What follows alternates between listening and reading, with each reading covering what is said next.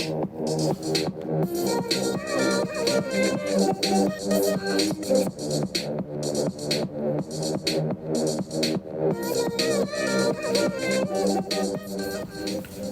class. In this video, I just want to go over the process of using the grid very quickly. We're using a 3-inch grid and we have our photograph with our grid on it.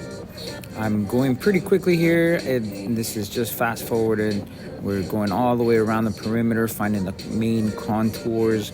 And for people who are wearing glasses, this is specifically different because the glasses kind of are a very hard structure. So in this drawing, I work really hard to make sure that the glasses are in the right place according to what I see on the grid.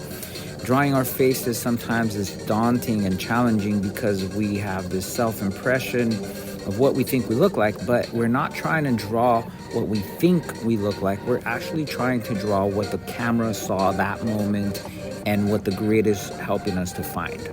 So I'm gonna zoom in on just these 4 squares, and I'm gonna start using hatching and cross hatching. Notice I'm using a few of the tools like the cotton ball. I'm also using a little fading tool, and I'm using a number 6B pencil, which is a little bit darker than your 2B pencil, but any pencil will do.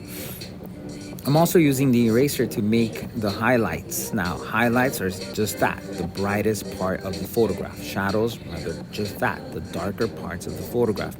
And each of those shadows and highlights make different shapes. So when I'm drawing this, I'm looking for those different shapes and I'm very, very lightly penciling them in.